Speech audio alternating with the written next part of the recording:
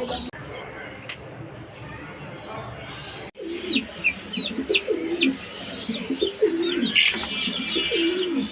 আলাইকুম, hello everyone. আশা করি সবাই বেশ ভালো আছেন। আমার নতুন একটি ভিডিওতে সবাইকে স্বাগতম। আজকে কিন্তু বেশ পরিমাণ গরম পড়ছে, যার কারণে আমার টাইগার মুরগি এবং সোনালী মুরগি বাচ্চাগুলি কিন্তু গরমে হাঁপাচ্ছে। ভিডিওর শুরুতেই দেখতে পেয়েছেন এত পরিমাণ গরম পড়ছে যে আমি বারান্দার মধ্যে এসে ভিডিও করলাম, আমিও কিন্তু গামিয়ে যাচ্ছি। আর বাচ্চাদের অবস্থা আর কী বলবো, যেহেতু এখানে কোনো ফ্যানের ব্যবস্থা করতে পারিনি বা ফ্যান নাই, যার কারণে বাচ্চাগুলি কিন্তু গরমে অনেকটা কষ্ট করছে। আর এদেরকে আমি একটু আগে ক্লিন করে দিয়েছিলাম এদের মলমূত্রগুলো, এবং পানির পাত্রের মধ্যে ফ্রেশ পানি দিয়েছিলাম, সেগুলো খেয়েছে। তারপরে দেখলাম যে এদের গরমে হাঁপাচ্ছে। তো এখন কি করতে পারি, অনেক চিন্তাভাবনা করে দেখলাম যে এদেরকে একটু স্যালাইনের পানি গুলে দেবো, দেখবো খায় কিনা, আর খেলে এরা একটু এরকম এনার্জি পায় কিনা, বা এদের শরীরটা একটু ঠান্ডা ফিল পায় কিনা। তো এদেরকে একটু আমি ঠান্ডা পানির ব্যবস্থা করে দেবো, স্যালাইনের পানি গুলিয়ে দেবো। বাচ্চাগুলো দেখুন কীরকমভাবে হাঁপাচ্ছে। এই যে এই বাচ্চাটার অবস্থা কিন্তু তেমন একটা ভালো নয়। তো এদেরকে একটু ঠান্ডার ব্যবস্থা করতে পারলে বেশ ভালো হতো। দেখি কী হয়। আর একটু পানিটা গুলাই, এই যে এখানে পানি দিছে, এই যে আমি এখানে পানি নিয়েছি, আর এই যে এখানে অল্প পরিমাণ দেব। হ্যাঁ, এই পরিমাণ পানি দিয়ে তারপর একটু স্যালাইনটা কেটে দেব। পুরো স্যালাইনটা দেবো নাকি অল্প পরিমাণ দেব আমি ঠিক বুঝতে পারছি না, যেহেতু এর আগে আমি কখনোই স্যালাইনের পানি খাওয়াইনি মুরগির বাচ্চাদের, যার কারণে এখন হালকা পরিমাণে আমি দেব, বেশি একটা দেব না। এটা আমি একটু কেটে তারপর আবার আসতেছি। এই যে স্যালাইনটা আমার কাটা হয়ে গেছে, এখন আমি একটু গুলিয়ে তারপর এদিকে খেতে দেব। এই যে আমি অনেকটাই স্যালাইন দিয়ে দিয়েছি, আর দেব না। তো স্যালাইনটা একটু আমি মিক্স করে দিই, আমার হাত দিয়ে পানিটা একটু মিক্স করে দিই, যাতে স্যালাইনটা পুরোপুরি পানির সাথে মিশে যায়। এই যে আমি একদম মিক্স করে দিলাম পানির সাথে। এখন বাচ্চাগুলোকে খেতে দেব, দেখবো বাচ্চাগুলো খায় কিনা। আশা করছি খাবে, যেহেতু প্রচুর পরিমাণে গরম পড়ছে। তাছাড়া এখানে কিন্তু পানি দেওয়া আছে, এখন পানিটা খায় কিনা দেখি। এই যে বাচ্চারা কিন্তু খাবার খাচ্ছে। এখানে ভুট্টা মিক্সারটা আছে একেবারে, যেটা মিহি দানা, একেবারে ছোট ছোট গোড়া গোড়া। তো সেই খাবারটা আমি দিয়ে দিয়েছিলাম। আর ফিড দিই না, ফিড যেহেতু প্রচুর পরিমাণে গরম, যার কারণে ফিডটা খাওয়ালে এরা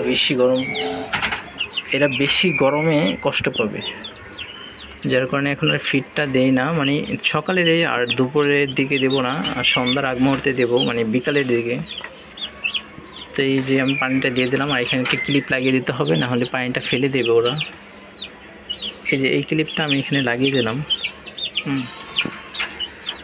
এই যে খাচ্ছে, কিন্তু ও কিন্তু খাচ্ছে। এই যে মনে হচ্ছে বেশ মজা পাচ্ছে, যেহেতু ঠান্ডা, অনেকটা স্যালাইন দিয়েছি। দেখুন কত পরিমাণ পানিটা খাচ্ছে ওরা। এই নর্মাল পানিটার চেয়ে স্যালাইন গুলানোর পানিটা কিন্তু বেশি পরিমাণ খাচ্ছে। বাচ্চাগুলোর বয়স আজকে 25 দিনের উপর হতে পারে। শিওর কতদিন ধরে পালছি আমার ঠিক একটা মনে নেই, যার কারণে আমি নির্দিষ্টভাবে বলতে পারছি না কত দিনের বাচ্চা এগুলো। তবে এরকমই হবে, 25 থেকে 28 দিনের মধ্যে হতে পারে। তো বাচ্চাগুলো কিন্তু মাশাআল্লাহ বেশ বড় হয়ে গেছে। আর এখানে মনে হয় টাইগার মুরগির বাচ্চাই হবে, যেহেতু দেখুন এই যে পায়াগুলো কিন্তু বেশ মোটা মোটা। আর এই বাচ্চাটার কিন্তু গ্রোথ বেশ ভালো, আর ওজনে কিন্তু বেশ ভালো।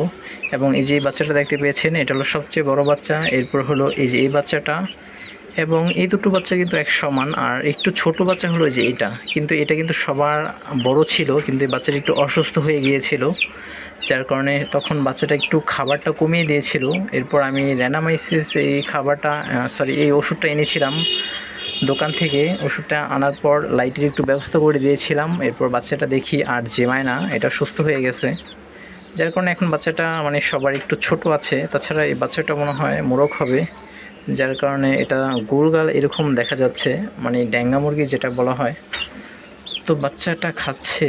আর ওইখানে কিন্তু অনেকটাই ঠান্ডার মতো, যেহেতু আমি উপর দিয়ে একটা ঢাকার ব্যবস্থা করে দিয়েছিলাম। তো বাচ্চাগুলো খাবার দাবার খেয়ে ওইখানে বসে থাকে বা রেস্ট নেয়, অনেক সময় ঘুমিয়ে থাকে। এখন আমি চলে যাব, দেখি কতক্ষণ পর আবার আসবো। যদি বেশি পরিমাণে এরা গরমে হাঁপায় তাহলে এদেরকে আমি ছেড়ে দেব। বাচ্চাগুলো যদি বেশি পরিমাণে হাঁপায় তাহলে এদেরকে আমি রুমের মধ্যে নিয়ে রাখবো কতক্ষণের জন্য, এবং এরা স্বাভাবিক হলে তারপর আবার এখানে রেখে দেব। আর এখন কিন্তু অনেকটা সূর্যের আলো এদের বাসার মধ্যে পড়ে। দেখুন এই যে আলোটা দেখতে পেয়েছেন, এই যে এখানে সূর্যের আলোটা কিন্তু কতক্ষণ পর ওইখানে চলে যাবে, তখন কিন্তু এরা আরও বেশি কষ্ট পাবে, আরও এদের গরম লাগবে।